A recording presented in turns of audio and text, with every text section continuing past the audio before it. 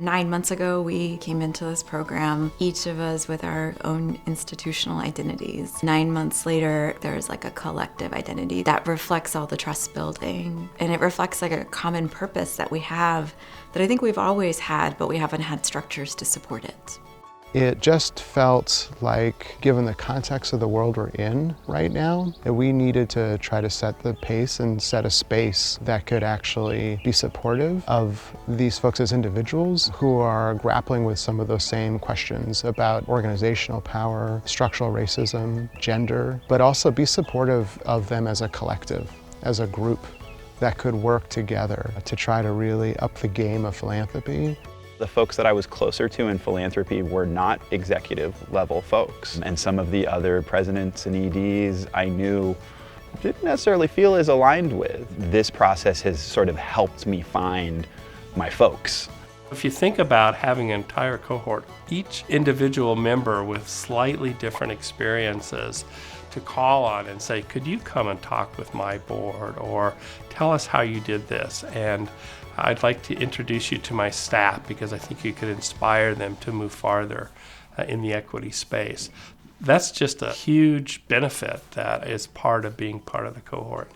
Philanthropy can be so isolating, and it's really hard in an institution to figure out what you can do. I think belonging to a group of people that keep you accountable, they keep you full with new ideas, and they push you forward. Being in a community, a diverse community of thinkers, requires us to think about some of the intersections of gender justice, racial equity, reproductive rights issues.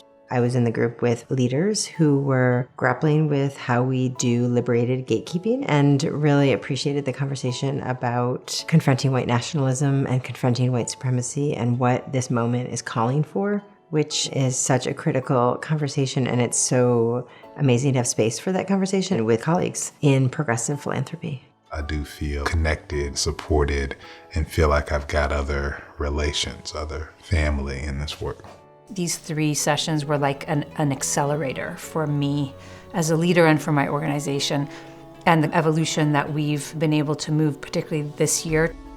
Where I've grown most, and where I believe it's showing up in the way our organization works, is trying to address my own power and my own gatekeeping in my role as the CEO, and thinking about how I can better distribute that power to the rest of my staff, who then distribute it further to the residents that they work with. I've been at Victoria Foundation for 17 years. You don't shift hearts and minds in 2 hours, so it's sort of like step by step. We had 160 grantees last year. We can look at the possibility of impact, root causes of poverty, employing a racial justice lens, which is a very different way of doing business with our limited resources. We think about new models of what we're doing, what effect we're having now. Whether that's 5 years in a spend down, 30 years in a set quasi, or longer. This is like that second support network as you go further and deeper into your career. And I think it's really hard because social justice is under attack. And to know that people have your back, it makes you take risk.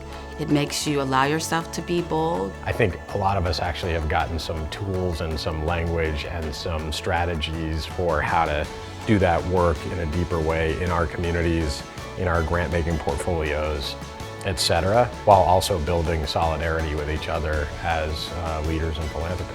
I suspect 10 years from now, a group of us will look back and say, like, hey, that actually started at Philanthropy Forward.